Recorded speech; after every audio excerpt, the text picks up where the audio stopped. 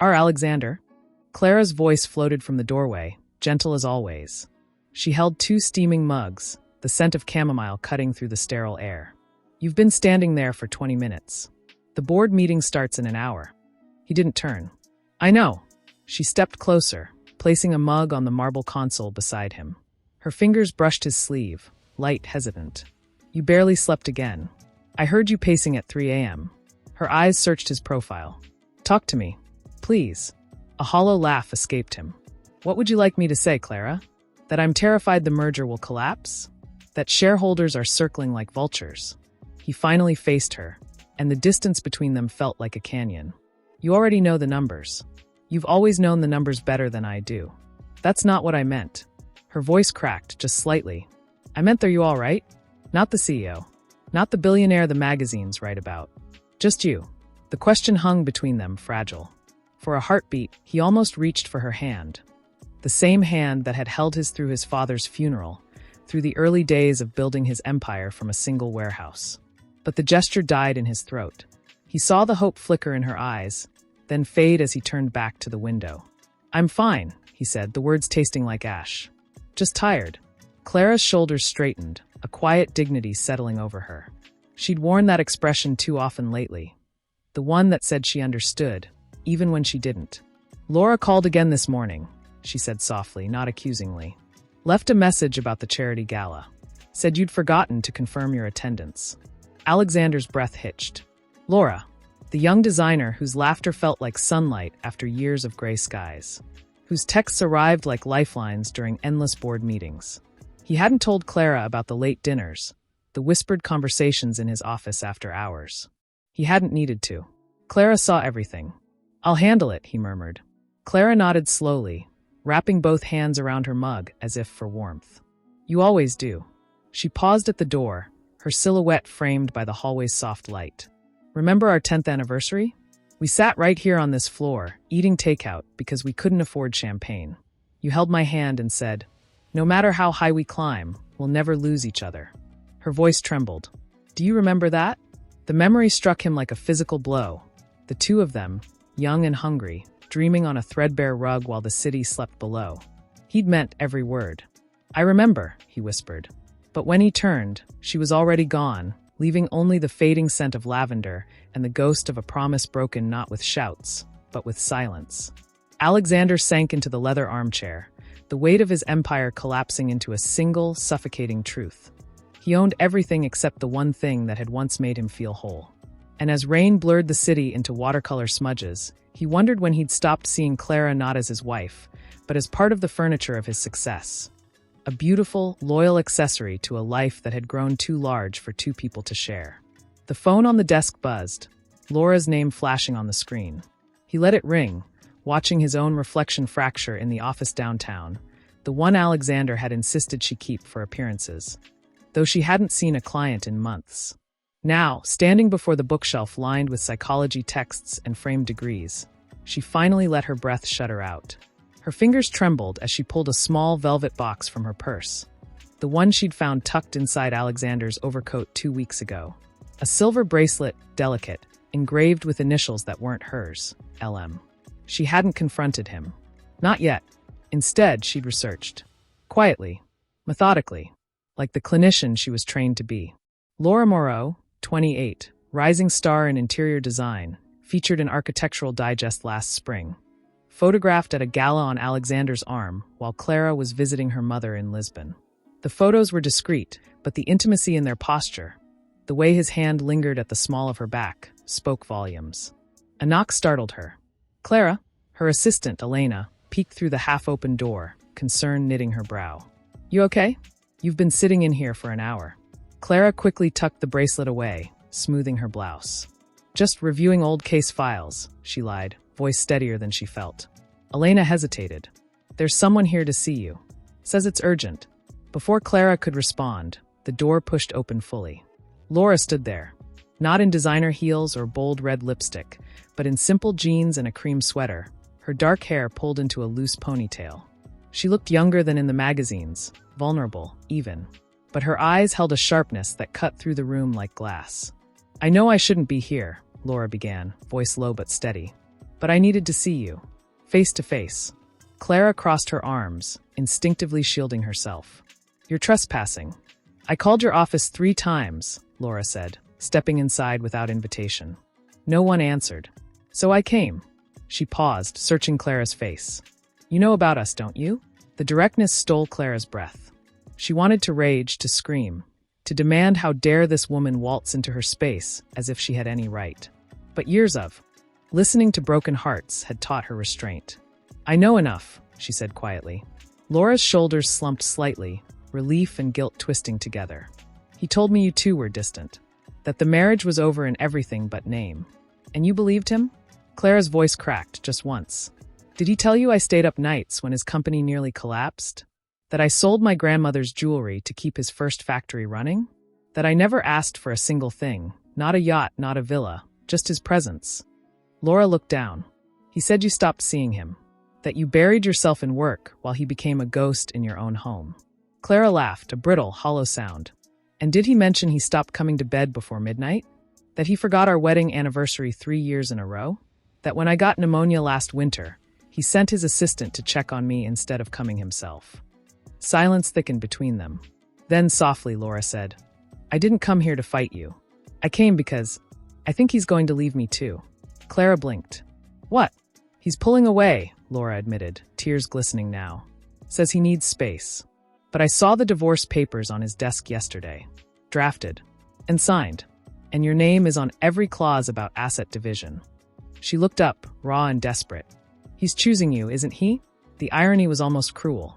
Clara should have felt vindicated. Triumphant. Instead, she felt only exhaustion and a strange, aching pity. He's not choosing anyone, Clara said gently. He's running. From me. From you. From himself. Laura wiped her cheek with the back of her hand. Then why does it hurt so much? Because love doesn't vanish just because it's unreturned, Clara thought. Because hope lingers like smoke after the fire dies. She walked to the window, watching rain begin to fall again over the city. You think I'm the villain in your story, she said without turning. But I'm just another woman who loved a man who forgot how to be loved. Laura stood frozen for a long moment. Then, quietly, what are you going to do? Clara turned, meeting her gaze with a calm she didn't feel. I'm going to stop pretending. And I'm going to make sure that when this ends, I walk away with more than just money. I'll walk away with my dignity intact. Laura nodded slowly, as if understanding something deeper than words. He doesn't deserve either of us. No, Clara agreed. He doesn't. As Laura left, closing the door behind her with a soft click, Clara sank into her chair, the weight of decision settling over her like a second skin. She reached for her phone, fingers hovering over her lawyer's contact. Outside, thunder rumbled, a warning, or perhaps a promise. Anger. Contempt. A slap, even. But not that quiet sorrow in Clara's eyes. Not the way she'd spoken. Not as a betrayed wife, but as someone who'd already mourned. It made Laura feel small. Exposed. She ducked into a dimly lit cafe near the courthouse, shaking water from her hair before sliding into a corner booth. Her phone buzzed Alexander. Again. She silenced it without looking. A barista approached. You okay, miss? You look like you've seen a ghost. Laura managed a weak smile. Something like that. She ordered black coffee, too bitter, just like everything else lately. As steam curled from the cup, she pulled out her sketchbook, the one filled with designs for Alexander's new penthouse renovation. Bold lines, warm woods, open spaces meant to feel like sanctuary. She'd poured herself into those pages, imagining a life where she wasn't just his secret, but his future. But now she saw the truth. He hadn't been building a home with her. He'd been escaping one. Her fingers traced the edge of a page labeled Master Suite, Final Concept. She remembered the night she showed it to him. He'd kissed her forehead, murmured, "Perfect," and then checked his watch, already thinking about the next meeting, the next flight, the next performance of the man the world needed him to be. "You're not really here, are you?" she whispered to the empty chair across from her. A voice startled her. "Talking to yourself already?" She looked up. Marcus, her older brother, stood there in a rumpled trench coat, holding 2 takeout bags. He slid into the seat without waiting for an invitation. "How did you?" "Your assistant called me. Said you left Clara Moretti's office looking like you'd seen your own funeral." He pushed one bag toward her. "Eat. You haven't in days." Laura picked at the container. Steamed dumplings, her favorite. I'm fine. No, you're not. Marcus leaned forward, his voice low but firm. You think I don't know what this is about? You've been chasing validation since Mom left. First through school, then work, now him. He gestured vaguely toward the financial district. Alexander isn't love, Laura. He's a trophy, and you're letting him turn you into a footnote. Tears pricked her eyes. He sees me. Does he? Marcus challenged gently. Or does he see someone young, brilliant, and convenient? Someone who doesn't ask for marriage licenses or family dinners or messy real-life complications. Laura's throat tightened. I thought if I gave him everything, my time, my talent, my silence, he'd finally choose me. And has he? Marcus asked softly. She looked down. The answer lived in the hollow space between her ribs. He filed divorce papers, she admitted, voice barely audible. But he hasn't signed them. And he hasn't told me anything. Just distance. Polite texts. Canceled plans. She swallowed hard. I went to Clara because I needed to know, was I ever real to him? Or just a distraction while his marriage fell apart? Marcus sighed, rubbing his temples. And what did she say? She said he's running. From both of us. Laura's voice broke. And worse, she pitted me. The word hung in the air like smoke. Marcus reached across the table, covering her hand with his. Then maybe it's time you stop waiting for a man who only shows up when it's easy. Laura stared at her reflection in the dark window. Pale, tired, eyes wide with fear. Not fear of losing Alexander, but fear of who she'd become in trying to keep him. The woman who erased her boundaries, who smiled through his absences, who mistook attention for affection. What if I've already lost myself? She whispered. You haven't, Marcus said firmly. But you will, if you keep letting him define your worth. Outside, sirens wailed in the distance. Rain drummed harder against the glass. Laura closed her sketchbook, the dream of the penthouse sweet dissolving like ink in water. I can't go back to being invisible, she said suddenly, resolve hardening in her chest. If this ends, it ends with me standing tall. Not begging. Not hiding. Marcus nodded slowly. Good. She took a deep breath, pulling out her phone. This time, she didn't silence it. She opened a new message. Not to Alexander, but to her lawyer. I need to prepare for the deposition. And I want full disclosure on all assets linked to him. Everything. As she hit send, something shifted inside her. Not closure, not yet, but the first spark of self-respect in months. She wasn't just Laura Moreau, the mistress. She was Laura Moreau, the designer. The daughter. The woman who deserved more than scraps of a man's time. And if the courtroom became the stage where this chapter ended, then she would walk into it not as a victim, but as someone who refused to disappear. But even as determination rose within her, a cold thread of dread coiled in her stomach. Because she knew, once the gavel fell, once truths were spoken under oath, there would be no turning back. Alexander would be forced to choose. And whatever he decided, lives would shatter, including hers. She looked out at the storm-lashed city, heart pounding with equal parts terror and clarity. Tomorrow, she would meet with her legal team. Next week, the hearing. And soon, too soon, the three of them would stand in the same room, under the same judge, and the fragile illusions they'd built would collapse like glass. A woman whose silver hair and calm eyes masked a reputation for dismantling billionaires before breakfast. On the table between them lay a single sheet of paper, the divorce petition. You're sure about this? Eleanor asked, not unkindly. Once we file this with the asset disclosure clause, it becomes public. The press will dissect every detail. Your privacy vanishes. Clara's fingers traced the edge of the document. I've lived in his shadow for 15 years. If exposure is the price of reclaiming my name, then so be it. Eleanor nodded slowly. Alexander's team will counter aggressively. They'll argue emotional abandonment, claim you withdrew first. And now that Laura Moreau has retained counsel, she paused. This isn't just a divorce anymore, Clara. It's a three-way collision. Before Clara could respond, her phone buzzed. A text from an unknown number. He told me you'd try to bury me in court. Don't. I have things you don't know. Clara's breath caught.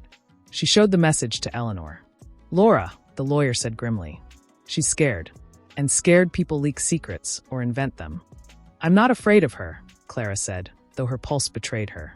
I'm afraid of becoming someone who fights dirty just to win. You won't, Eleanor assured her. But you must protect yourself. Alexander's wealth isn't just money, it's influence. Judges, journalists, even witnesses can be swayed. She leaned forward. We need to request a specific judge. Someone impartial. Unconnected. Clara hesitated. What if we can't control that? We can't, Eleanor admitted. But we can prepare.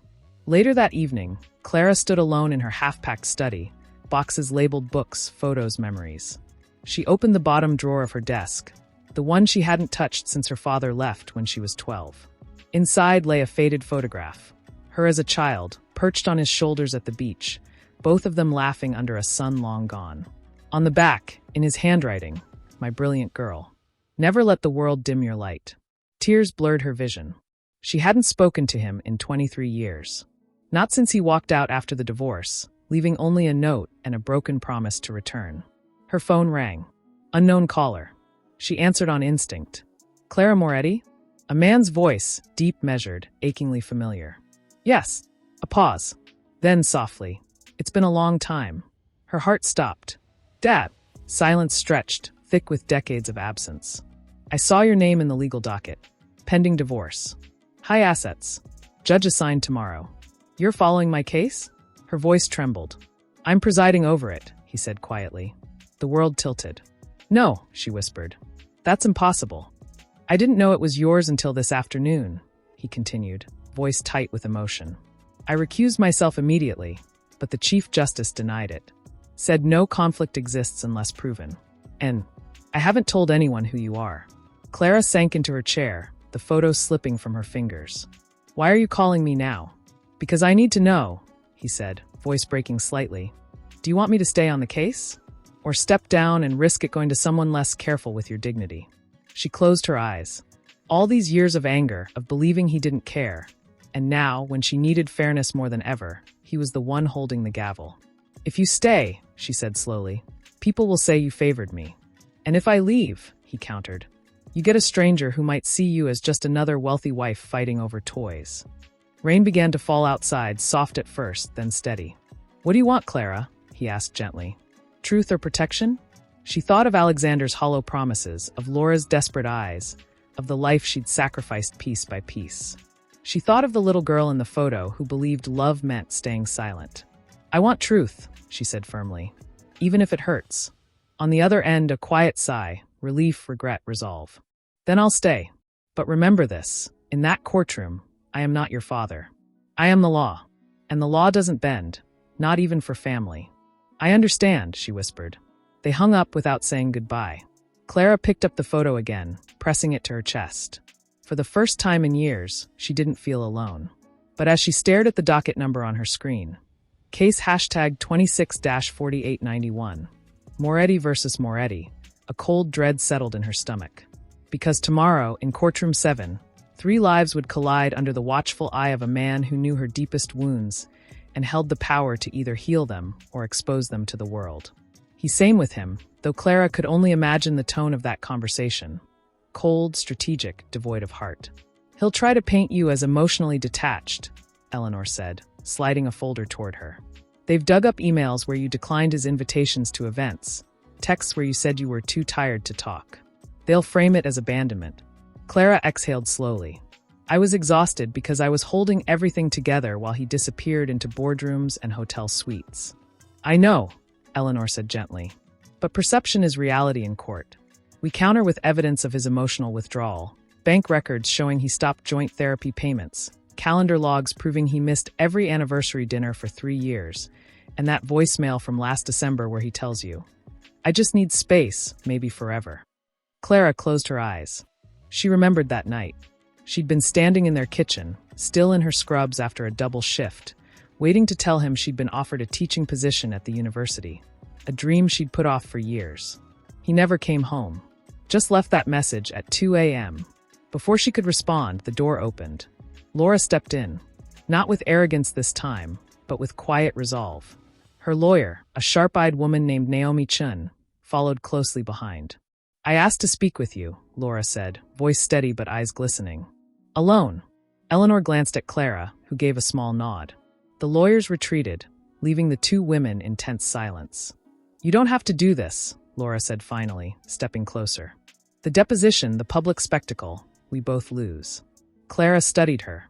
The shadows under her eyes, the way her fingers twisted the strap of her bag. You're afraid he'll discard you completely once the court forces his hand. Laura swallowed hard. He already has. Yesterday, he transferred all shared project funds out of our joint account. Said it was for legal protection. A bitter laugh escaped her. I designed his legacy buildings, Clara. And now I can't even pay my rent. For the first time, Clara saw not a rival, but another casualty. He uses people, Clara said softly, then convinces them it was their idea to be used. Laura looked away, tears spilling over. I thought I was different. We all do, Clara murmured. A long pause stretched between them, filled only by the drumming rain. What do you want from me? Clara asked. Laura wiped her cheek. If you push for full asset disclosure, there's something in his offshore holdings. A trust, registered under my name. She met Clara's gaze, shame burning in her eyes. He told me it was a thank you. But I think it was insurance. To keep me quiet. Clara's breath caught. You're saying he paid you for silence? I didn't take it. Laura insisted, voice cracking. I never accessed it. But if it comes out in court, she shook her head. I'll look like I was bought. Like I'm part of some scheme. Clara understood then. Laura wasn't here to negotiate. She was here to beg for mercy. You should tell your lawyer, Clara said carefully. Full transparency protects you. And destroys whatever shred of dignity I have left, Laura whispered. Please, if you can keep this between us just for now. The door swung open. Alexander stood there. He looked disheveled, tie loose, hair damp from the rain, eyes wide with panic. Laura, what are you doing here? Laura stiffened, turning away. None of your business anymore. He stepped inside, ignoring Clara completely. You can't talk to her. Not without counsel present. It's a conflict. Funny, Clara said coolly. You only care about rules when they protect you. He flinched but didn't look at her. Laura, come on. Let's go. I'm not going anywhere with you, she said, voice trembling but firm. I'm done being your secret. His expression hardened. Then don't blame me when the press paints you as the gold digger who tried to extort a billionaire. The cruelty in his words hung like poison in the air. Clara stood slowly. You really believe that, don't you? That everyone around you has an angle. He finally met her eyes, and for a split second, she saw the man she married, scared, lost, drowning in his own making. But then the mask slammed back down. This ends in court, he said flatly. Let the judge decide who's telling the truth. As he turned to leave, Laura called after him, voice breaking. You never loved either of us, did you? You just loved the idea that we needed you. He didn't answer. Just walked out, shoulders rigid, disappearing into the stormy corridor. Silence returned, heavier than before. Clara walked to the window, watching rain blur the city into watercolor ghosts. You should tell your lawyer everything, she said again, softer now. Not for me. For you. Laura nodded, wiping her face. I will. At that moment, a bailiff appeared at the door. Parties are to proceed to courtroom 7 in 15 minutes. Judge is ready.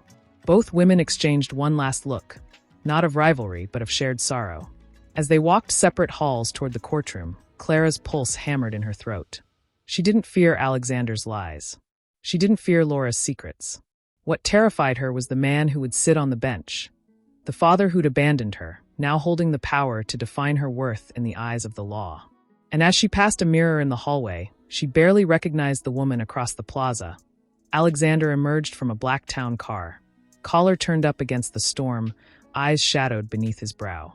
He paused when he saw her, just for a heartbeat, long enough for regret to flicker across his face before vanishing behind practiced neutrality. And then Laura appeared.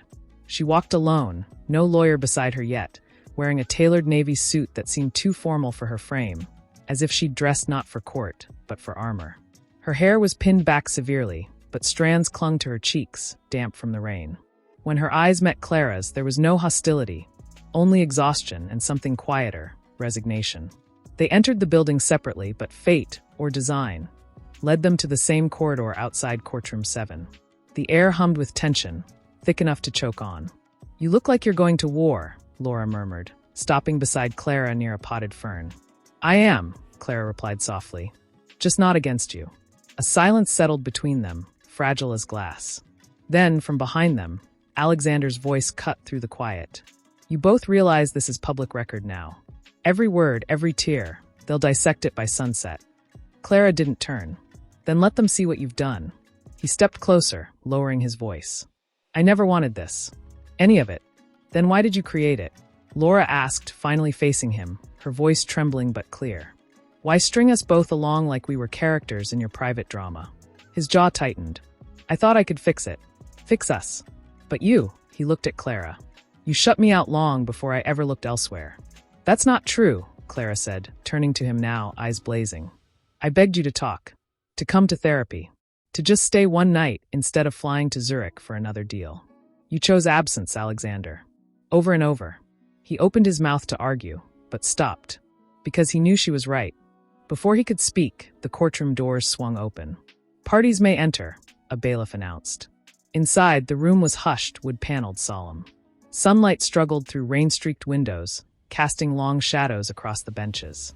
At the bench sat Judge Robert Moretti, tall, silver-haired, posture rigid with authority. His eyes, when they lifted, locked onto Clara's for half a second too long. A flicker of pain, of recognition. Clara's breath hitched. He gave no sign, no nod, no warmth. Just the measured gaze of a man who had sworn to uphold justice, even when it tore his own heart open. Alexander took his seat at the defendant's table, flanked by Vincent Crowe.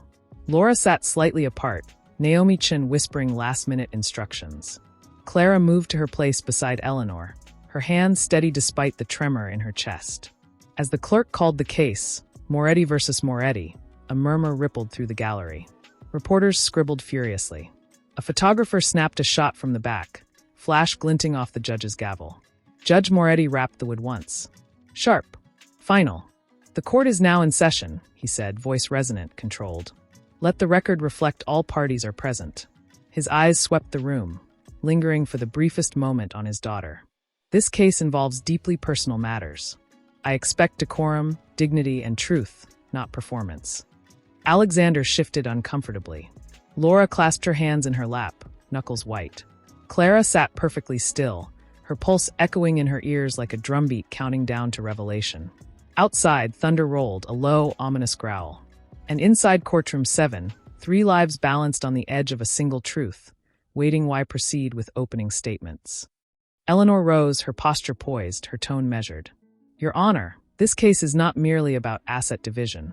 It is about recognition of a 15-year partnership built on sacrifice, loyalty, and emotional labor that was systematically eroded until it became invisible. She turned slightly toward Clara, then toward Alexander.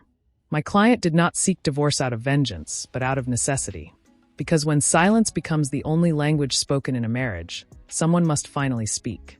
Alexander's lawyer, Vincent Crowe, stood immediately after. Your Honor, while we acknowledge the emotional weight of this proceeding, the law requires facts, not poetry. Mr. Moretti sought an amicable separation.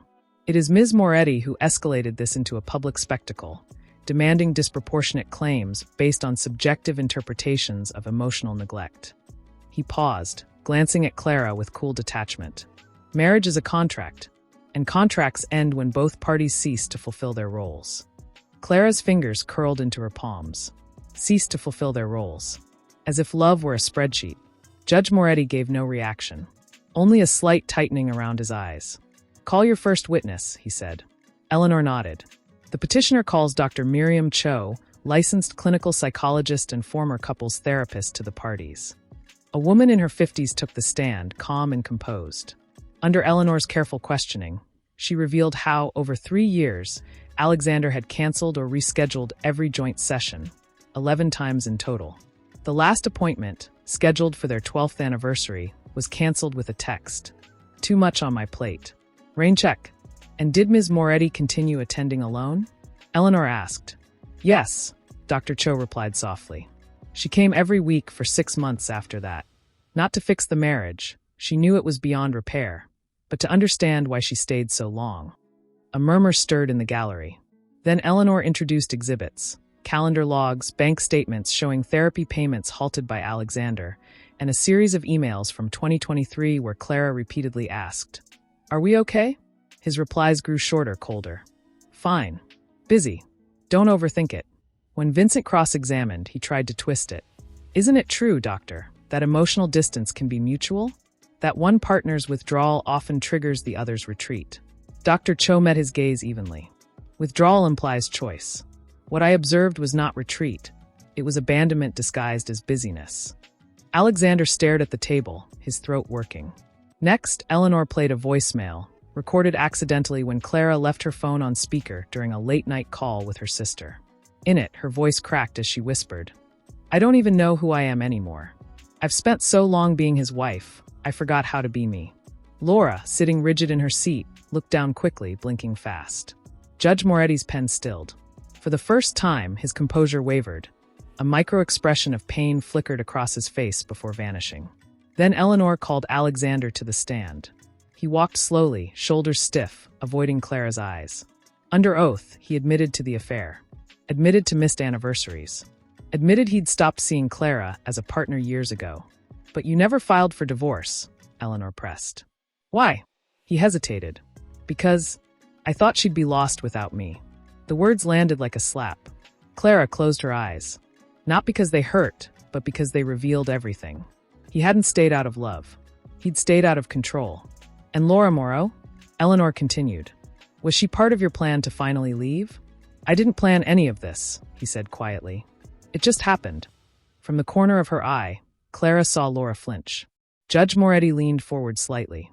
"Mr. Moretti," he said, voice low but carrying through the silent room, "when you say it just happened, do you mean you allowed yourself to forget that marriage is not a convenience but a covenant?" Alexander looked up, startled by the judge's tone. Personal, almost paternal. I suppose so," he murmured. The judge held his gaze a moment too long. Then, with deliberate neutrality, "You may step down." As Alexander returned to his seat, rain drummed harder against the windows. Thunder rolled closer now. And in that charged silence, Eleanor turned to the bench.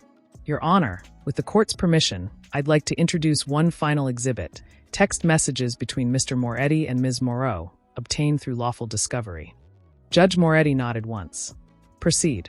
On the screen mounted beside the jury box, though there was no jury, only the judge, the messages appeared. "Alexander. She suspects something. Be careful." "Laura, does she know about the trust?" "Alexander. Not yet. And she won't if you stay quiet." Clara's breath caught. Laura went pale, and Judge Moretti's knuckles whitened around his pen. The courtroom seemed to hold its breath. Expression unreadable, though a muscle twitched along his jaw. When he finally looked down, his voice was low, controlled, but laced with something sharper than protocol. "Ms. Moreau," he said, "you are not under oath as a party, but you have been named in these communications. Do you deny their authenticity?" Laura swallowed hard, rising slowly. "No, Your Honor. They're real." "Then take the stand." She walked forward on unsteady legs, her heels clicking like a countdown. As she was sworn in, her eyes flickered toward Clara. Not with defiance, but with raw vulnerability. Naomi Chin stood to question first. "Ms. Moreau, when did your relationship with Mr. Moretti begin?" 2 years ago, Laura answered, voice trembling but clear. "After a design consultation for his Geneva residence." "And were you aware he was married?" "Yes." She didn't flinch. "But he told me the marriage was functionally over. That they hadn't shared a bed in over a year." That Clara had emotionally checked out. Clara's breath hitched. The lie was so polished, so rehearsed, it almost sounded true. Naomi continued gently. "Did you ever meet Ms. Moretti before today?" "No, and yet, Naomi." Pressed, turning slightly toward the gallery, "You referred to her in private messages as the ghost wife. Someone who lives in his house but doesn't live in his life. Is that accurate?" Laura's cheeks flushed. "I was hurt. Angry. I said things I shouldn't have." Now Eleanor rose. "Ms. Moreau, you just admitted Mr. Moretti told you the marriage was over. Yet court records show he filed no separation papers until 3 weeks ago, after Ms. Moretti discovered your relationship. Isn't it true you pressured him to leave her?" "No." Laura's voice cracked. "I never pressured him. I just wanted to know where I stood." "And the trust?" Eleanor asked, stepping closer.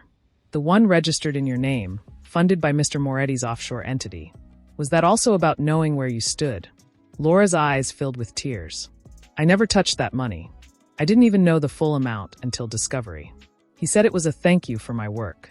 But now I think," she glanced at Alexander, who wouldn't look at her, "I think it was hush money." A murmur rippled through the room. Eleanor softened slightly. "Why come forward now? Why risk your reputation?" "Because I'm tired of being a secret," Laura whispered. "And because Clara didn't deserve this. None of us did." Then, without warning, she turned fully toward Clara, voice breaking. You built a life with him. I just borrowed a fantasy. And I'm sorry for all of it. Clara met her gaze, stunned. There was no performance in those tears. Only regret. But before she could respond, Vincent Crowe stood abruptly. Objection.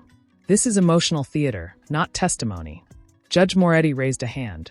Overruled. The witness may speak freely, as long as she sticks to facts. Vincent scowled but sat. Eleanor took a breath. One final question, Ms. Moreau. In your message, you wrote, does she know about the trust? Who did you believe she was protecting? Laura hesitated. Then quietly, Clara. I thought if she found out he'd given me money, she'd see me as a paid companion. Not a person. And were you? Eleanor asked gently. Laura's voice dropped to a whisper. I don't know any more. At that moment, Judge Moretti leaned forward, his tone suddenly personal. Too personal. Ms. Moreau, he said, eyes narrowing slightly, when you say you borrowed a fantasy, did you ever consider that some people spend lifetimes building realities others discard like expired contracts? The room went still. Even the rain seemed to pause. Alexander looked up sharply, sensing the shift. The judge's words weren't neutral. They carried weight. History. Laura blinked, confused. I don't understand, Your Honor. But Clara did. Her father wasn't just judging a case. He was reckoning with his own past, his own abandonment, and seeing echoes of it in Alexander's choices. Before anyone could react, Judge Moretti straightened, his mask snapping back into place. You may step down, Ms. Moreau. As Laura returned to her seat, trembling, Eleanor turned to the bench. Your Honor, given the new evidence regarding the trust, we request an immediate inquiry into potential financial coercion. Vincent shot to his feet. This is outrageous. My client offered support out of goodwill. Judge Moretti held up a hand again, but this time, his eyes locked onto Alexander's. Mr. Moretti, he said, voice quiet but resonant. Is it your testimony that the trust was purely professional compensation? Alexander shifted uncomfortably. Yes. Then why? The judge continued. Was it established the same week Ms. Moreau confronted you about ending your marriage? Alexander paled. I don't recall the timing. You will, Judge Moretti said evenly. Because tomorrow, you'll provide full documentation under penalty of perjury. He rapped the gavel once. Court adjourned for lunch recess. We reconvene in 1 hour. As people rose, Clara caught her father's eye for a fleeting second. In that glance, she saw not a judge, but a man fighting to remain impartial while watching his daughter relive the very pain he once caused. And outside, the storm broke open, rain falling harder than ever, as if the sky itself couldn't hold back its grief any longer. Continue atuando, desenvolva a história sem marcações com o nome de cada tópico que for desenvolve. Agora me conte o tópico 9 com diálogo, sempre lembrando de desenvolver com muita emoção, com muitos sentimentos de forma que a estrutura da narrativa utiliza uma linha temporal linear de modo o espectador sentir o que o personagem está sentindo. Sem recomeçar a história, nem introduzir, simplesmente continue atuando de onde parou na última parte. Sempre desenvolva de maneira a deixar a história mais envolvente com suspense e aquela sensação, sobre o que vai acontecer, no inglês, com 6.000 caracteres decortou-se cafeteria was nearly empty. Just a few clerks shed over coffee. The off fluorescent lights drowning out the storm outside. Alexander sat alone at a corner table, untouched sandwich before him, staring into space as if trying to locate himself in the wreckage. He hadn't eaten in hours, hadn't slept in days. Every word spoken in that courtroom echoed in his skull like a gong. Ghost wife, emotional abandonment, hush money. He'd built an empire on control, on precision, on never showing weakness. And now, in front of lawyers, reporters, and a judge whose eyes seemed to see straight through him, he felt utterly exposed. Footsteps approached. He didn't look up until Laura's voice cut through the fog. You lied to me. He finally met her gaze. She stood there, arms crossed, eyes red-rimmed but blazing. No more armor, just raw truth. About what? He asked hoarsely. About everything. Her voice trembled but held firm. You told me Clara didn't care, that she'd given up on you years ago. But she was still fighting, for dignity, for memory, for the life you both built. And she swallowed hard. I was just your escape hatch. He opened his mouth to protest, but no words came. Because she was right. You used my ambition against me, she continued, voice dropping to a whisper. You knew I wanted to be seen. So you dangled recognition, projects, praise, promises, and made me believe it was love. It was real, he said, desperate now. Not perfect, not clean, but real. Real enough to hide, she shot back. Real enough to pay me off when things got messy? That's not love, Alexander. That's transaction. He looked down, shame burning his throat. I didn't want to hurt you. You didn't want to lose control, she corrected softly. There's a difference. A silence settled between them, heavy with all the things they'd never say. Then, from behind them, a calm voice. She's right. They turned. Clara stood there, holding a paper cup of tea, her expression unreadable. She hadn't come to gloat, only to witness. You always needed someone to need you, she said to Alexander, voice quiet but steady. But needing isn't loving, and being needed isn't being known. He flinched as if struck. I stayed because I believed you'd come back to yourself, she went on. But you kept building higher walls instead of opening doors. And when Laura appeared, you didn't choose her over me. You chose the illusion that someone still saw you as whole. Tears welled in his eyes. Not for himself, but for the man he could have been. I didn't mean to make you feel invisible, he whispered. But you did, Clara said simply. And that's the tragedy. Not the affair. Not the money. The fact that after 15 years, you still didn't understand what I needed. Laura watched them, silent now, as if seeing their marriage not as a rival, but as a cautionary tale. Then Clara turned to her. You deserved honesty too. Not secrecy wrapped in silk. Laura nodded slowly. I thought if I was perfect enough, he'd finally stay. But you can't earn loyalty like a promotion. No, Clara agreed. You can only offer it, and hope it's returned. Alexander looked between them. Two women he'd failed in different ways, yet both standing taller than he ever had. I don't know how to fix this, he admitted, voice breaking. You don't, Clara said gently. Some things aren't fixed. They're released. Before he could respond, a bailiff appeared at the cafeteria entrance. Parties are to return to courtroom 7. Judge is calling session early. As they rose, Laura hesitated, then touched Clara's arm lightly. Thank you for not making me the villain. Clara gave a small, sad smile. We were both victims of the same story. Just different chapters. They walked back together, not as allies, not as friends, but as survivors. Inside the courtroom, Judge Moretti was already seated, hands folded, gaze distant. When Clara entered, his eyes flickered toward her. Just for a second, but in that glance, she saw it, pride. Pain. A father watching his daughter endure what he once inflicted. Alexander took his seat, shoulders slumped. The billionaire facade finally cracked open to reveal the frightened man beneath. And as the rain drummed against the windows like a heartbeat counting down to judgment, one truth hung heavier than all the evidence. This wasn't about who got the penthouse or the trust fund. It was about who would walk out of that room still human. Continue atuando, desenvolva a história sem marcações com o nome de cada tópico que for desenvolve. Agora me conte o tópico 10 com diálogo, sempre lembrando de desenvolver com muita emoção, com muitos sentimentos de forma que a estrutura da narrativa utiliza uma linha temporal linear de modo o espectador sentir o que o personagem está sentindo. Sem recomeçar a história, nem introduzir, simplesmente continue atuando de onde parou na última parte. Sempre desenvolva de maneira a deixar a história mais envolvente com suspense e aquela sensação, sobre o que vai acontecer, no inglês, com 6.000 caracteres de courtroom felt coder when they returned, de article with uns pouca intenção. Rain still lashed the windows, casting shifting shadows across Judge Moretti's bench. He sat perfectly still, hands clasped, eyes fixed on the case file, but Clara noticed the slight tremor in his left thumb, the way his jaw tightened when Alexander shifted in his seat.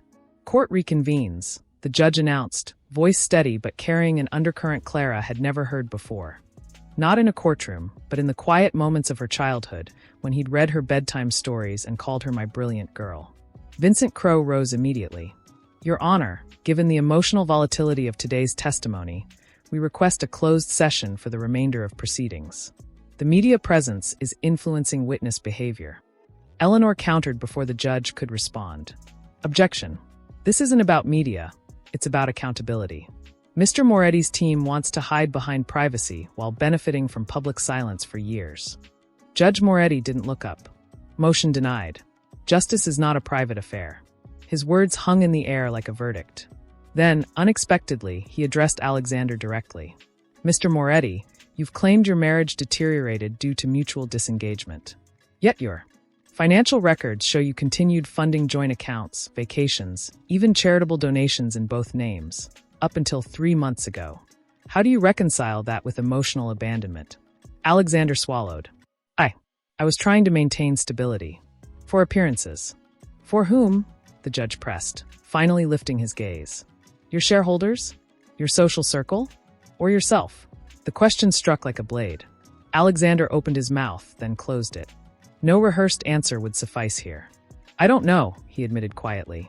A murmur rippled through the gallery. Judge Moretti leaned forward slightly, his voice dropping, not in volume, but in intimacy. When you say you maintained appearances, did you ever consider what that cost your wife? To live beside a man who treated her like a prop in his success story. Alexander's eyes flickered toward Clara. She didn't look away. No, he whispered. I didn't. The judge held his gaze a beat too long. Then, turning to Eleanor. You may proceed with your next line of inquiry. But Eleanor hesitated. She'd seen it too, the shift in the judge's tone, the personal weight behind his questions. She glanced at Clara, who gave an almost imperceptible nod. Instead of calling another witness, Eleanor approached the bench.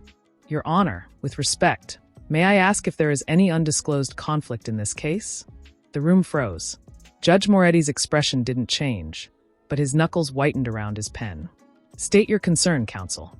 You've questioned Mr. Moretti with unusual specificity, and your references to emotional cost, to invisibility. They echo language used exclusively in Ms. Moretti's private therapy notes, which were sealed by court order. Eleanor paused. Unless you have prior knowledge of her personal history.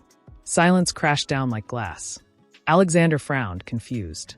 Laura sat rigid, sensing something monumental shifting beneath them. Judge Moretti exhaled slowly. Then, without looking at Clara, he said, approach the bench. Both counsels. They did. He spoke in a low voice, just loud enough for the stenographer to catch.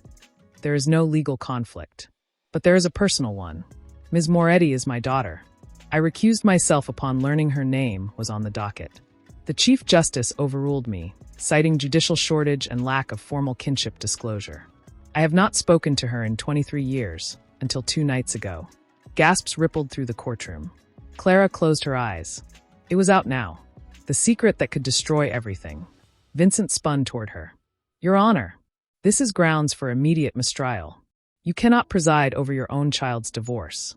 I am not presiding as her father, Judge Moretti said, voice ironclad. I am presiding as the law, and the law demands truth, even when it wounds the judge. He turned to Clara, his eyes glistening but resolute.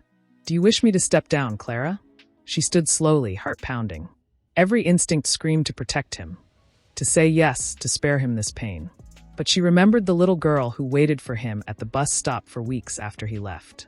The woman who built herself from silence because no one stayed to hear her speak. No, she said, voice clear and strong. I want you to stay, because if anyone in this room understands what it means to be abandoned, it's you. A tear escaped the judge's eye. He blinked it away quickly. Then we proceed, he said, voice rough with emotion. But let this be clear. I will not favor you. I will hold you to the same standard as any petitioner, because you deserve that dignity. Alexander stared between them, realization dawning like a storm. You're her father? Judge Moretti didn't answer. He simply rapped the gavel once. And in that moment, the courtroom transformed. No longer just a stage for divorce, but a reckoning across generations. Outside, thunder cracked, a sound like the sky breaking open. And inside, 3 broken people braced for the truth to finish what the rain had started. Continue atuando, desenvolva a história sem marcações com o nome de cada tópico que for desenvolve. Agora me conte o tópico 11 com diálogo, sempre lembrando de desenvolver com muita emoção, com muitos sentimentos de forma que a estrutura da narrativa utiliza uma linha temporal linear de modo o espectador sentir o que o personagem está sentindo. Sem recomeçar a história, nem introduzir, simplesmente continue atuando de onde parou na última parte. Sempre desenvolva de maneira a deixar a história mais envolvente com suspense e aquela sensação. Sobre o que vai acontecer, no inglês, com 6.000 caracteres de revelation ungefähr like smoke tick, suffocating, impossibilito ignore. Reporters scribbled furiously, cameras whirred from the back despite the bailiff's sharp warning. But in the front row, time seemed to slow. Alexander sat frozen, his mind racing. Her father. The judge is her father. All those probing questions, the quiet intensity in his eyes, they weren't judicial scrutiny. They were paternal grief. And suddenly, every word he'd spoken in this courtroom felt like it had been weighed not just by the law, but by a man who knew exactly what it meant to leave a daughter behind. Laura stared at Clara, stunned. She'd seen the resemblance now, the same sharp intelligence in their eyes, the way they held their shoulders when under pressure. But more than that, she saw something else. The ghost of a child who'd waited for a parent who never came back. Judge Moretti cleared his throat, voice low but commanding. "We will proceed. With testimony. Ms. Moreau, you referenced a personal detail about Ms. Moretti's childhood earlier. Clarify." Laura blinked, startled. I mentioned she grew up without her father. That's all. And how did you know that? The judge pressed, his tone deceptively calm. She told me, Laura said quickly. In our meeting before court. She said she knew what it was like to be left behind. A beat of silence. Then Judge Moretti stood. Not abruptly, but with deliberate weight, as if every motion carried decades of regret. He removed his glasses slowly, set them on the bench, and looked directly at Clara. Not as a judge. Not as a stranger. As a father seeing his daughter for the first time in over 20 years. Not in a photograph, not in a memory, but here, in pain, in strength, in truth. "You never told me you spoke of me," he said, voice barely above a whisper. Clara's breath caught. "I didn't speak of you to hurt you. I spoke of you because it's part of who I am. The girl who learned to be strong because no one stayed to protect her." His eyes glistened. "I thought leaving was protecting you. From my failures. From my instability. And instead," she said softly, "you taught me that love is conditional. That people leave when things get hard." He closed his eyes briefly. When he opened them, his voice was stronger. "Then let me correct that lesson today." He turned to the gallery, addressing everyone and no one. This court was never just about asset division. It was about visibility. About ensuring that when a marriage ends, the invisible labor, the emotional scaffolding, the silent sacrifices, are not erased. He looked at Alexander. "You built an empire, sir, but you forgot to tend the garden that fed your soul." Then to Laura. "And you sought validation in the arms of a man who could not give what he himself had lost." Finally to Clara. "And you stood in the wreckage and refused to become rubble." He sat again, slower this time. "Now, let us finish this with honesty, not strategy." Vincent Crowe rose shakily. "Your Honor, given this unprecedented disclosure, I move for an immediate stay and reassignment." Denied. Judge Moretti cut in, voice like stone. "The truth has already been laid bare. There is nothing left to hide." Eleanor stepped forward. "Then I call Mr. Moretti back to the stand, for final cross-examination." Alexander stood on unsteady legs. As he walked to the witness chair, he passed Clara. Their eyes met, just for a second, and in that glance something shifted. Not forgiveness. Not yet. But recognition. Of shared loss. Of mutual failure. Under Eleanor's questioning, he admitted everything. The trust was indeed meant to ensure Laura's silence. He'd delayed divorce because he feared public shame. He'd convinced himself Clara would be fine. Because she always was. Strong. Capable. Unbreakable.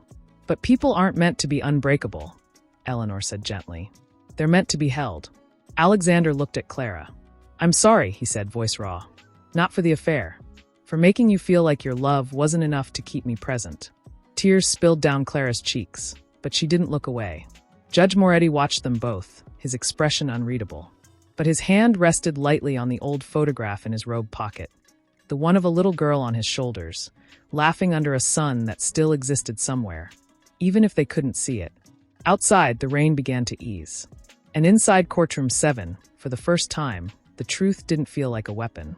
It felt like a beginning. Continue atuando, desenvolva a história sem marcações com o nome de cada tópico que for desenvolve.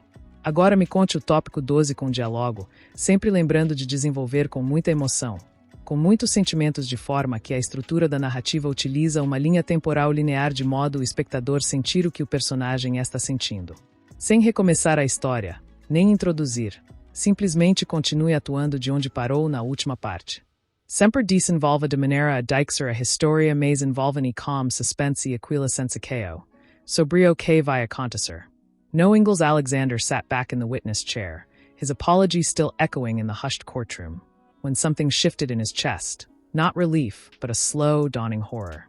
He'd been so consumed by his own guilt, his own unraveling, that he hadn't truly looked at the judge until now. But as Judge Moretti leaned forward to address Eleanor, the late afternoon light from the high windows caught the left side of his face. The strong jawline, the slight crease between his brows when he concentrated, the way his right hand rested on the bench with the index finger slightly crooked from an old break. And then Alexander saw it. Not just a resemblance. A mirror. He remembered Clara once showing him a faded photo from her childhood. A man holding her on his shoulders at the beach, both laughing, wind in their hair. She'd tucked it away quickly, saying, "That was the last summer before he left."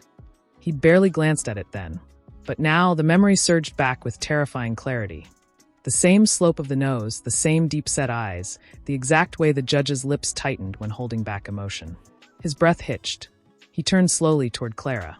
She was staring at the judge too, her father, with a mixture of pain and awe, as if seeing him not as a symbol of abandonment, but as a man who had carried his own sorrow all these years.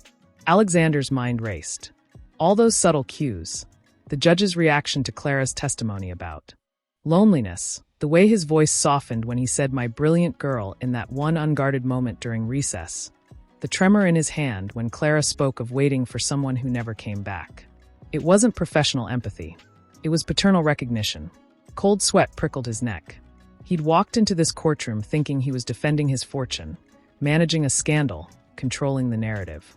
But he'd stumbled into something far older, far deeper, a wound that predated him, that shaped Clara long before he ever held her hand. And now, the man who would decide the fate of his marriage was the man whose absence had taught Clara how to survive being left. The irony was almost cruel. He looked down at his hands that had signed billion-dollar deals, that had held Laura's in secret, that had stopped reaching for Clara's years ago. And for the first time, he felt small. Not as a billionaire, not as a husband, but as a man who had repeated the very pattern he'd unknowingly inherited from a ghost. Across the room, Laura watched him, her eyes sharp. She'd seen the change in his posture, the way his gaze kept flickering between Clara and the bench. She leaned slightly toward Naomi Chun and whispered, "He just realized." "Realized what?" her lawyer murmured. "That the judge isn't just any judge," Laura said softly. "He's the reason Clara knew how to walk away with her head high." On the bench, Judge Moretti cleared his throat, unaware, or perhaps fully aware, of the storm of realization swirling below him. "Counsel," he said, voice steady, "do you have further questions for the witness?" Eleanor shook her head. "No, Your Honor. The petitioner rests." Vincent Crowe stood, but his usual confidence was gone. He glanced at Alexander, who gave a tiny, almost imperceptible shake of his head. "Don't fight it." "I have no further questions," Vincent said quietly. Judge Moretti nodded. Then we moved to closing arguments. But as the lawyers prepared their final words, Alexander couldn't focus. His mind was trapped in a single, shattering thought. He hadn't just failed Clara. He'd become the very thing she'd spent her life trying to outrun. And the man who would deliver judgment was the original architect of that fear. Outside, the rain had stopped. A sliver of golden light broke through the clouds, casting a warm stripe across the courtroom floor, right between the bench and Clara's seat, as if the universe itself was offering a bridge. But whether anyone would dare to cross it, that remained to be seen. Continue atuando, desenvolva a história sem marcações com o nome de cada tópico que for desenvolve. Agora me conte o tópico 13 com diálogo, sempre lembrando de desenvolver com muita emoção, com muitos sentimentos de forma que a estrutura da narrativa utiliza uma linha temporal linear de modo o espectador sentir o que o personagem está sentindo. Sem recomeçar a história, nem introduzir, simplesmente continue atuando de onde parou na última parte. Sempre desenvolva de maneira a deixar a história mais envolvente com suspense e aquila sensaceo. Sobrio que vai acontecer. No Ingalls, com 6.000 characters. The courtroom had emptied for a brief recess before closing arguments, but Alexander remained seated, elbows on his knees, staring at the polished floor as if it might swallow him whole. His mind replayed every glance, every inflection in the judge's voice. How he'd said, "my brilliant girl," that one time during a quiet hallway encounter. How his pen stilled whenever Clara spoke of waiting. He needed air. Or confirmation. He rose abruptly and walked toward the men's restroom down the hall, hoping to collect himself before the final act. But as he passed the press alcove near the courthouse cafe, voices stopped him. "Confirmed it's Judge Moretti," a reporter was saying into a recorder. Sources say he didn't know his daughter was involved until 2 days ago. He tried to recuse himself, but the Chief Justice denied it. Alexander froze behind a marble column. Another voice, female, sharp with intrigue. Do you think he'll rule in her favor? I mean, come on, it's his daughter. He won't, the first replied. Robert Moretti built his reputation on ironclad impartiality.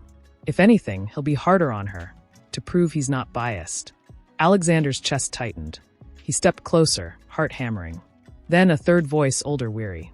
You don't understand. He left her when she was 12. Walked out after his wife died. Couldn't handle the grief. Spent 20 years pretending he didn't have a child. And now she's standing in his courtroom, asking to be seen. Alexander's breath caught. After his wife died. Clara never told him that. She'd only ever said he left. Never the why. He turned away, stunned, and nearly collided with a bailiff carrying files. Sorry, sir, the man muttered, adjusting his stack. No, my fault, Alexander said automatically. As the bailiff walked off, Alexander noticed the top file bore a familiar name, Moretti R. Personal correspondence sealed. And then he saw it, the corner of an old envelope peeking out, addressed in faded ink. To my daughter, Clara. Do not open until you're ready to forgive me. His blood ran cold. Before he could process it, a hand touched his arm. He turned. Laura stood there, eyes wide, voice low. You heard it too, didn't you? He nodded, unable to speak. She lost her mother, Laura whispered. And then her father. And you made her feel like she wasn't enough to keep someone around. Her voice cracked. No wonder she fought so hard to be seen. Alexander looked toward the courtroom doors, where Clara sat alone now, gazing out the window at the clearing sky. She wasn't crying, wasn't raging, just present. In her pain, in her truth. I didn't know, he said hoarsely. None of us do, Laura replied. Until it's too late. She hesitated, then added, he's going to rule today. Whatever he decides, it won't just be about assets. It'll be about whether love leaves scars or seeds. Alexander watched as Judge Moretti emerged from his private chamber down the hall, robe freshly pressed, face unreadable. But as he passed a mirror near the bench entrance, Alexander saw it. The way the judge paused, just for a second, and straightened his collar with trembling fingers. Not out of vanity. Out of fear. Fear of facing his daughter one last time as a judge, and not as a father. Alexander's throat closed. He thought of all the times he'd chosen image over intimacy, control over connection. And now, in this echoing corridor of justice, he saw the cost, not in dollars, but in silence. In missed chances. In daughters who learned to armor their hearts because the men they loved kept walking away. He turned back toward the courtroom, legs heavy. Because whatever happened next wouldn't be decided by lawyers or evidence. It would be decided by a man who finally had to choose. Uphold the law or heal his family. And as the bailiff called, "All rise," Alexander knew, with chilling certainty, that the real trial wasn't over. It was just beginning. Continue atuando, desenvolva a história sem marcações com o nome de cada tópico que for desenvolve. Agora me conte o tópico 14 com diálogo, sempre lembrando de desenvolver com muita emoção, com muitos sentimentos de forma que a estrutura da narrativa utiliza uma linha temporal linear de modo o espectador sentir o que o personagem está sentindo. Sem recomeçar a história, nem introduzir, simplesmente continue atuando de onde parou na última parte. Sempre desenvolva de maneira a deixar a história mais envolvente com suspense e aquela sensação, sobre o que vai acontecer, no inglês, com 6.000 caracteres de Courtron fell silent as Jude Moretti returned to the bench. The golden light that had broken through the clouds now pooled on the floor like liquid hope, but no one moved to step into it. All eyes were fixed on the judge, on the way his hands rested on the wood, steady yet trembling at the edges, on the faint sheen in his eyes that he refused to blink away. He did not call for closing arguments. Instead, he looked directly at Clara. And then, in a voice stripped of judicial formality, raw, quiet, unmistakably paternal, he said, "Clara." She froze. Not Ms. Moretti. Not the petitioner. Clara. A collective intake of breath swept through the room. Reporters stopped typing. Lawyers sat up straighter. Even Alexander leaned forward, heart pounding. The judge's gaze never wavered. You ask this court to recognize your dignity. Not just as a wife, but as a woman who gave 15 years of her life to a partnership that was slowly erased. He paused, throat working. I cannot rule on assets alone.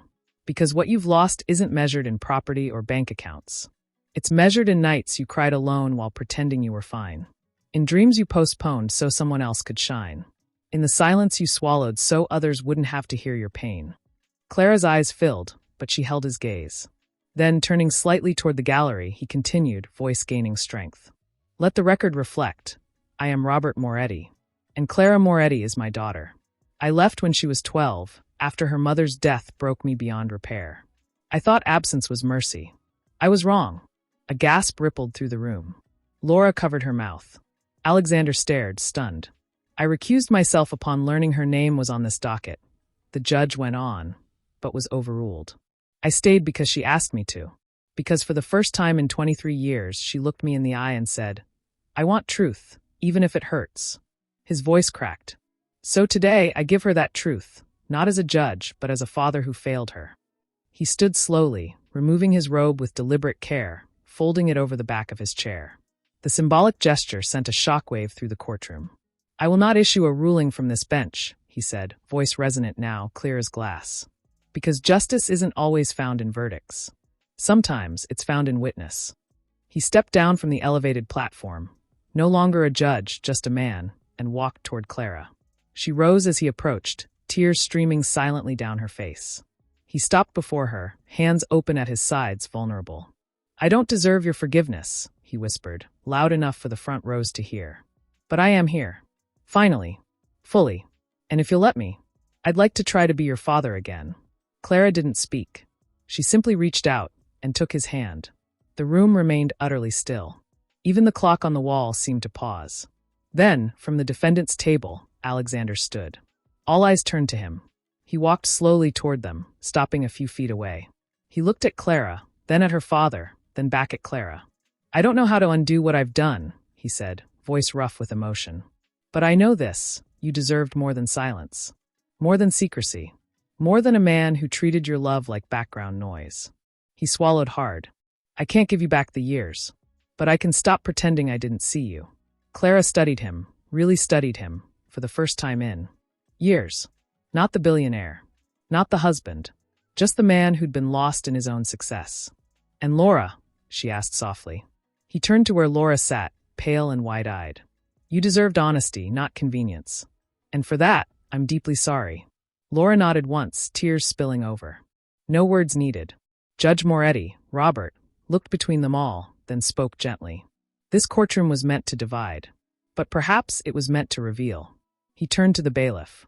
Dismiss the case. With prejudice. No appeal. Gasps erupted.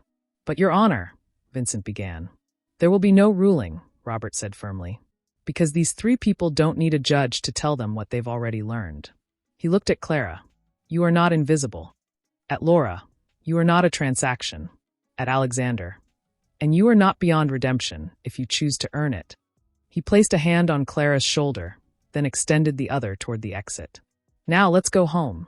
As they walked out together, not as victors, but as survivors, the rain had fully ceased.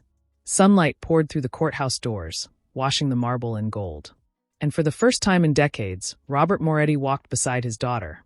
Not as a ghost from the past, but as a man finally ready to stay.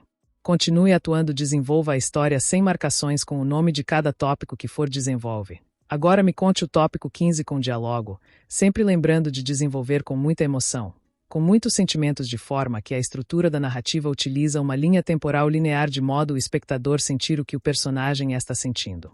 Sem recomeçar a história, nem introduzir, simplesmente continue atuando de onde parou na última parte. Sempre desenvolva de maneira a deixar a história mais envolvente com suspense e aquela sensação. Sobre o que vai acontecer, no inglês, com 6.000 caracteres de didinte explique as de val que down de cortos steps, de late after non san warme on der faces after hours benea florescing lights and stormy clouds. Reporters shouted questions from behind barricades, cameras flashing like startled stars, but Robert kept a gentle hand on Clara's elbow, guiding her forward without urgency, as if shielding her not from the press, but from the weight of everything unsaid. Halfway down the grand staircase, Clara stopped. She turned to him, eyes red-rimmed but clear. You really left because of Mom's death? Robert exhaled slowly, his shoulders sagging as if releasing a burden he'd carried for decades. I couldn't look at you without seeing her, he admitted, voice rough. Your laugh, it was hers. The way you tucked your hair behind your ear when you were thinking. I'd break down in the middle of grocery stores just watching you. He looked away toward the city skyline. I thought if I disappeared, the pain would too. Instead, I just gave you more of it. Clara's breath hitched. All these years, she'd believed he left because she wasn't enough, because she failed to hold him together. But the truth was far more tragic. He left because she reminded him of the love he'd lost. I waited for you, she whispered. Every Sunday for 6 months. At the bus stop near the old park. I thought maybe you'd come back if I just stayed visible. Robert's eyes filled. I drove past that stop twice a week for a year. Watched you from my car. Too ashamed to get out. Too broken to stay away. A tear slipped down Clara's cheek. Why tell me now? Why in court? Because you stood there, he said softly, and spoke your truth with your head high, even though you were terrified. And I realized, I'd spent my life running from pain, but you faced yours. You deserved a father who could do the same. Behind them, footsteps approached. Alexander stood a few steps away, hands in his pockets, no entourage, no armor. Just a man stripped bare. I don't expect anything, he said quietly. But I needed to say this. I saw you two walk out together, and for the first time, I understood what I destroyed. Not just a marriage, but your sense of safety. Your belief that people stay. Clara studied him. The arrogance was gone. In its place, humility, raw and unpolished. You didn't destroy it, she said gently. You just confirmed an old fear. Robert glanced between them, then stepped back slightly. I'll wait by the car, he murmured, giving them space. When he was out of earshot, Alexander took a breath. Laura asked me something today. She said, "Did you ever love either of us?" And I didn't have an answer. He looked at Clara, eyes glistening. But now I know. I loved the idea of being loved by you. I loved how you made me feel stable, grounded. But I never learned how to be that man for you. Clara nodded slowly. Love isn't just feeling. It's showing up, even when it's hard. I know that now, he said. And I'll spend the rest of my life trying to be someone who shows up, for others, for myself, even if it's too late for us. It's not about us anymore, Clara said softly. It's about who we become after. He reached into his coat and pulled out a small key. The penthouse is yours. I've already transferred the deed. Keep it. Sell it. Burn it. It was never mine to give. It was always yours, because you made it a home. She didn't take the key. Keep it. But don't live there alone. Find someone who teaches you how to stay. A silence settled between them. Not bitter, but tender, like the quiet after a storm. Then, from the sidewalk, Robert called gently, Clara? She turned. He stood beside a modest sedan, not a judge's limousine, just a simple car with a dented fender and a faded beach sticker on the bumper. The same one from the photograph. Her breath caught. You kept it? She asked, walking toward him. All these years, he said, opening the passenger door for her like she was still 12. Couldn't bring myself to sell it. As she slid into the seat, she noticed the glove compartment was slightly open. Inside lay a stack of letters, dozens of them, all addressed to her in his handwriting, none ever sent. I wrote one every year, he said, sliding behind the wheel. On your birthday. On Mother's Day. On the anniversary of her death. I'd drive to your neighborhood, park down the street, and just sit, imagining you reading them. Why didn't you send them? Fear, he admitted, starting the engine. That you'd hate me. That you'd throw them away. That you'd already moved on. I did move on, she said softly. But I never stopped hoping you'd come back. He reached over and covered her hand with his, older now, veined, trembling slightly. I'm here, Clara. For as long as you'll have me. She turned to the window as they pulled away from the courthouse, the city blurring into streaks of light and memory. Behind them, Alexander stood alone on the steps, watching them go, his silhouette framed by the setting sun. And ahead, the road stretched open, uncertain, yes, but no longer empty. For the first time in 23 years, Clara Moretti wasn't waiting for someone to return. She was finally going home. Continue atuando, desenvolva a história sem marcações com o nome de cada tópico que for desenvolve. Agora me conte o tópico 16 com diálogo, sempre lembrando de desenvolver com muita emoção, com muitos sentimentos de forma que a estrutura da narrativa utiliza uma linha temporal linear de modo o espectador sentir o que o personagem está sentindo. Sem recomeçar a história, nem introduzir, simplesmente continue atuando de onde parou na última parte. Sempre desenvolva de maneira a deixar a história mais envolvente e com suspense e aquela sensação, sobre o que vai acontecer, no inglês, com 6.000 caracteres, decite fadet behind denhas Roberts carvond fruquier striches, delates and casting long shadows over familiar nego hohods clara at te singing ears. They didn't speak at first. Just the hum of the engine, the whisper of tires on wet pavement, the soft creak of leather seats holding decades of silence between them. Finally, Clara broke it. Where are we going? Robert kept his eyes on the road, but his grip tightened slightly on the wheel. Not to my place. Not yet. He glanced at her. There's a garden downtown, near the old library. You used to feed pigeons there with your mother. Clara's breath caught. She remembered. The stone benches, the cherry trees, the way her mother would braid daisies into crowns for her hair. It's still there? Mostly, he said softly. I go sometimes. Sit on the same bench. Pretend I'm still part of your story. He parked beneath a canopy of oaks, their leaves shimmering gold in the fading light. They walked slowly toward the garden, past wrought iron gates and beds of late-blooming lavender. The air smelled of earth and memory. On the familiar bench, Robert sat first, then patted the space beside him. Clara hesitated, then joined him. For a long moment, they just watched the pigeons flutter between branches, the same as they had 25 years ago. I missed you, she whispered, the words raw, unguarded. Robert's shoulders shook. Every day, he said, voice breaking. I'd see a woman with your walk on the street and follow her for blocks, just to hear her laugh.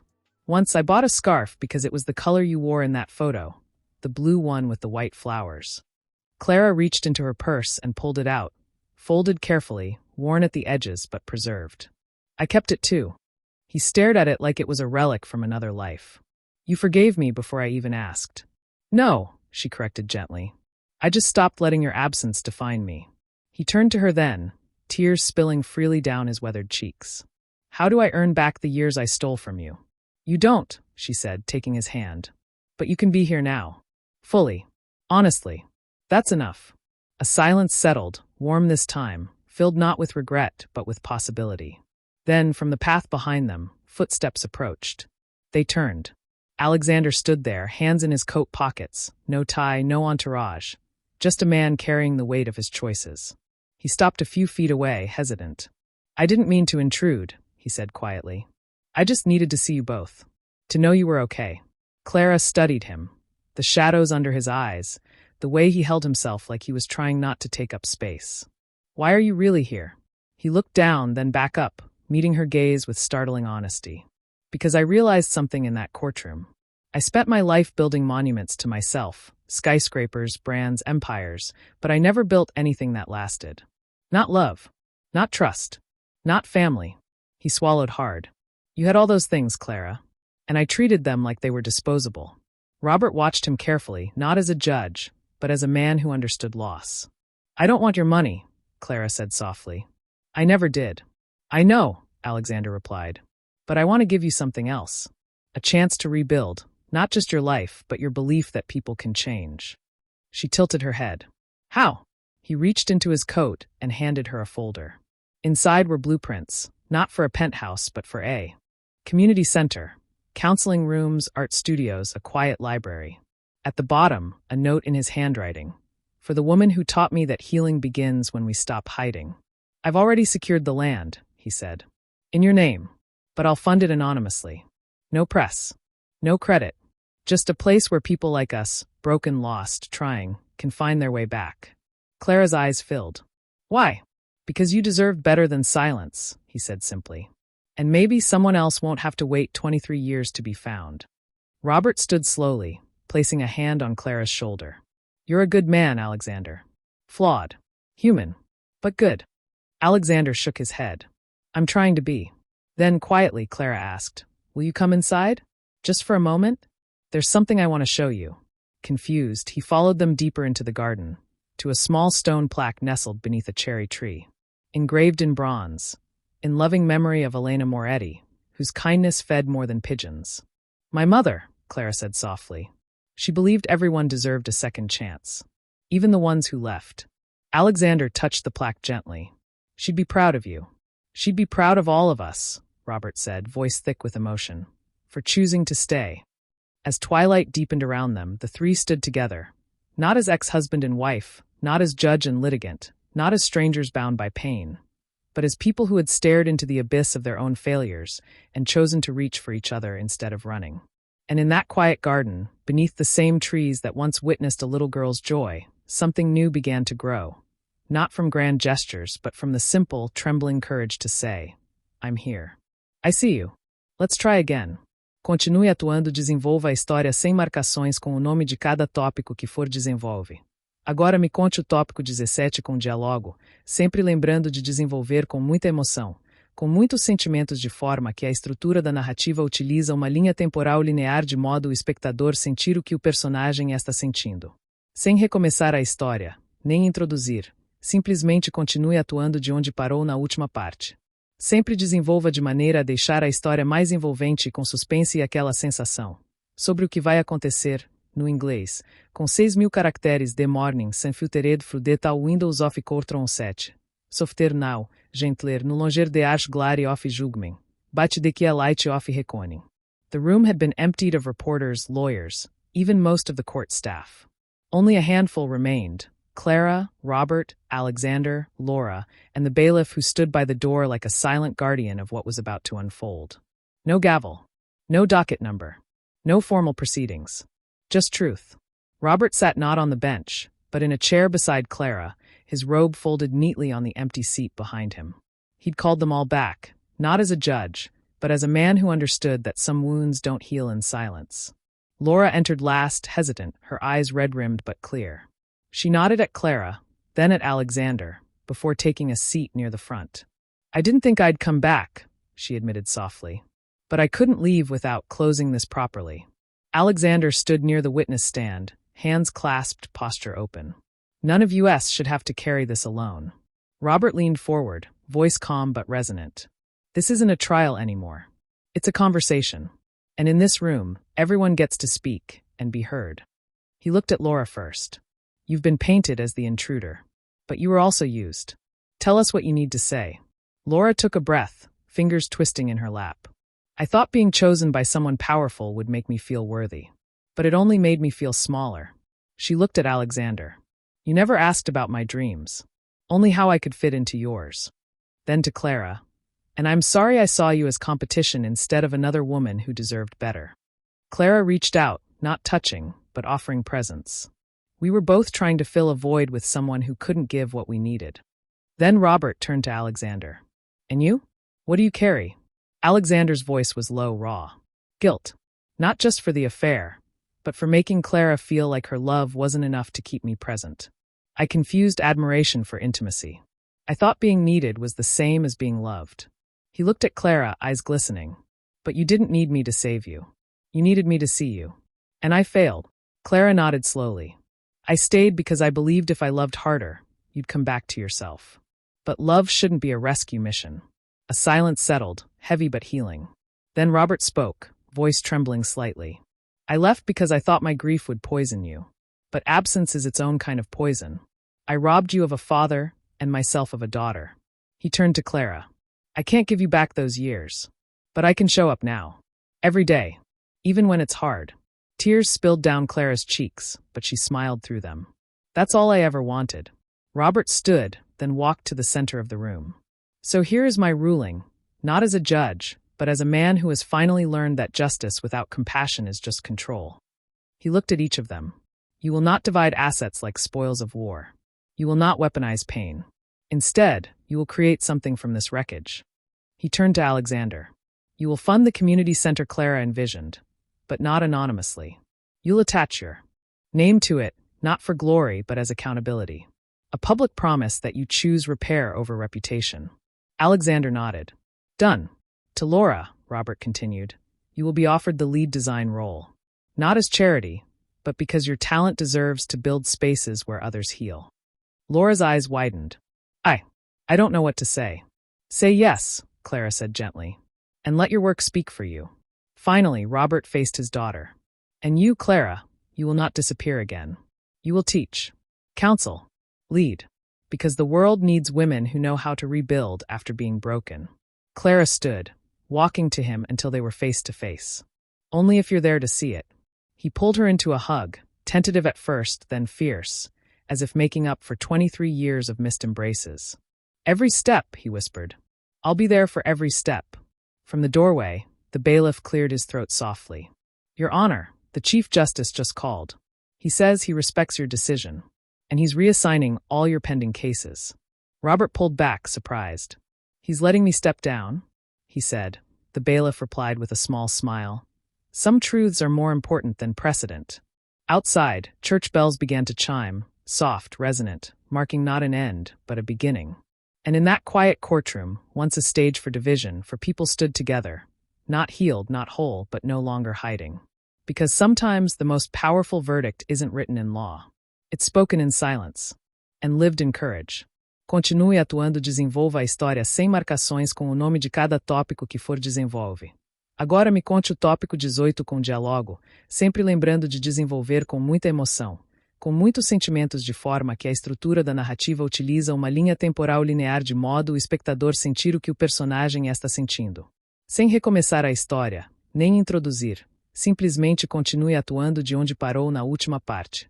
Sempre desenvolva de maneira a deixar a história mais envolvente e com suspense e aquela sensação, sobre o que vai acontecer, no inglês, com 6.000 caracteres 6 wikis later, de in the city carried de first crisping off autumn, end de ou de cortou os steps, once a stage for scandal war que é. No cameras. No shouting reporters. Just Clara, standing beneath the same oak where she'd once waited for a father who never came. But today he was already there. Robert sat on the bench, reading a newspaper, his silver hair catching the morning light.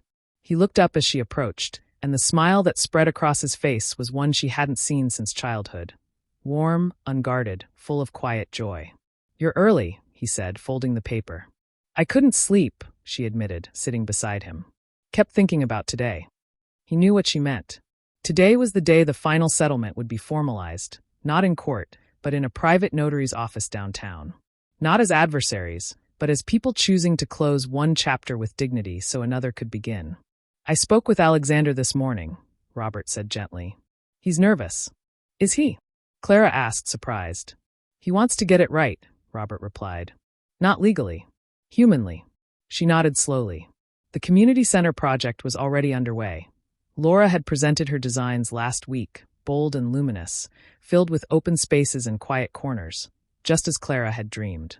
Alexander had attended every meeting, listening more than speaking, asking how they could make it truly accessible, not just beautiful. He's changing, Clara said softly. We all are, Robert murmured. Even old judges who thought they'd buried their hearts. A silence settled between them, comfortable now, stitched together by daily phone calls, shared dinners, walks through parks they'd both avoided for years. He'd moved into a small apartment 3 blocks from her new place. Not too close, not too far. Just in case you need me, he'd said. And for the first time, she believed he meant it. The notary's office was warm, wood-paneled, smelling faintly of ink and old paper. Alexander arrived 10 minutes early, wearing a simple gray suit, no tie. Laura came shortly after, carrying blueprints rolled in a leather tube. They exchanged quiet greetings, no tension, no performance. Just the careful tenderness of people who had seen each other at their worst and chosen to believe in something better. The notary, a kind-eyed woman named Miriam, laid out the documents. This isn't a standard divorce decree, she explained. It's a mutual release, with clauses for emotional restitution, not just financial. Clara read the terms again. Full ownership of the penthouse to Clara, with proceeds from its eventual sale to fund the community center. Alexander to provide seed funding and ongoing support for 5 years, with annual public transparency reports. Laura granted creative control over the center's design, with full credit and equity in her intellectual contribution. And a final clause, handwritten in Robert's neat script. All parties agree to refrain from public disparagement and to honor the humanity of one another in all future interactions. Alexander picked up the pen first. His hand didn't shake. He signed with a single, firm stroke. Then Laura. She hesitated only a second before adding her name, her signature bold and clear. Finally, Clara. As her pen touched paper, she didn't feel loss. She felt release. When it was done, Miriam stepped back. It's complete. No one moved immediately. Then Alexander stood and extended his hand, not to Clara, but to Robert. Thank you, he said quietly, for not letting us hide. Robert shook it, then pulled him into a brief, unexpected hug. We all needed to be seen. Laura turned to Clara. I hope we can work together. On the center. As colleagues. As friends, maybe? Clara offered. Laura's eyes glistened. I'd like that. Outside, the sun broke through the clouds, casting golden light over the street. They walked out together. Not as ex-lovers, not as rivals, but as four people who had stared into the wreckage of their choices and decided to build something new from the ashes. And as Clara took her father's arm, walking slowly toward the cafe where they'd share breakfast like they used to when she was a girl, she realized something profound. The greatest justice wasn't in winning. It was in choosing to heal, together. Continue atuando, desenvolva a história sem marcações com o nome de cada tópico que for desenvolve. Agora me conte o tópico 19 com diálogo, sempre lembrando de desenvolver com muita emoção, com muitos sentimentos de forma que a estrutura da narrativa utiliza uma linha temporal linear de modo o espectador sentir o que o personagem está sentindo. Sem recomeçar a história, nem introduzir, simplesmente continue atuando de onde parou na última parte. Sempre desenvolva de maneira a deixar a história mais envolvente com suspense e aquila sensaceo, sobre o que vai acontecer. No Ingalls, com 6.000 characters 6 months later. Spring returned to the city with a quiet insistence. Cherry blossoms unfurling along the avenues, birds returning to rooftops, light spilling through windows like a promise kept. The community center stood at the heart of the old arts district, its glass facade reflecting the sky, its entrance framed by a bronze plaque that read, "The Elena Moretti Center for Healing and Connection, built in truth, sustained by grace." Inside, Clara adjusted a painting on the wall, a student's work, vibrant and raw, titled After the Storm. She wore simple linen pants and a soft blue sweater, her hair loose, her posture relaxed in a way it hadn't been in years. Footsteps echoed behind her. "You're late," she said without turning. Robert chuckled, setting down 2 paper cups of tea on a nearby table. "Traffic. And I stopped to buy flowers for the lobby. White lilies, your mother's favorite." She turned then, smiling. "You remembered." "I remember everything," he said softly. "Even the way you used to hum when you were nervous. You did it during your first therapy session here last week." Clara's smile faded slightly. "It's strange, sitting in that chair again. Not as a clinician, but as someone healing. You don't have to be strong all the time," he said, handing her a cup. "Not with me." Before she could respond, the front doors opened. Alexander stepped in, holding a stack of financial reports. He'd traded his tailored suits for dark jeans and a navy sweater, his hair slightly longer, his eyes calmer. Behind him, Laura entered with a tablet, her hair pulled into a loose braid, wearing paint-splattered boots. "Board meeting ran long," Alexander said, setting the papers on the conference table. "But the endowment is fully funded. We're ahead of schedule." Laura nodded, pulling up schematics on her screen. "The teen counseling wing opens next week. Local schools are already signing up." Clara walked over, glancing at the plans. "You added the rooftop garden. I remembered you saying healing happens best under open sky," Laura replied with a small smile. A silence settled, not awkward but full. The kind that comes after storms have passed and trust has been rebuilt, brick by careful brick. Alexander cleared his throat. "I got a call yesterday, from a man in Lisbon. Said his daughter went through something similar. Wealthy husband, public divorce, emotional erasure. He asked if she could intern here this summer." Clara met his gaze. "And what did you say?" "I told him the center was built for people exactly like her," he said quietly. "Because no one should have to wait 23 years to be seen." Robert watched them, his heart full. This was the legacy he never imagined. Not rulings or reputation, but restoration. Later that evening, as the sun dipped below the skyline, the 4 of them sat on the center's back patio, sharing takeout and laughter. No titles. No past roles. Just people who had chosen to walk forward together. Clara looked around, at her father sipping tea, at Laura sketching ideas on a napkin, at Alexander listening intently to a story about a client's breakthrough, and felt a peace she hadn't known was possible. Love hadn't saved her marriage, but truth had saved her life. And in that quiet moment, beneath a sky dusted with early stars, she realized the most powerful thing wasn't winning in court. It was learning how to stay, how to forgive, how to build something beautiful from broken pieces. Robert reached over and squeezed her hand. "Proud of you, my brilliant girl." She leaned into him, just like she had as a child. "Proud of?"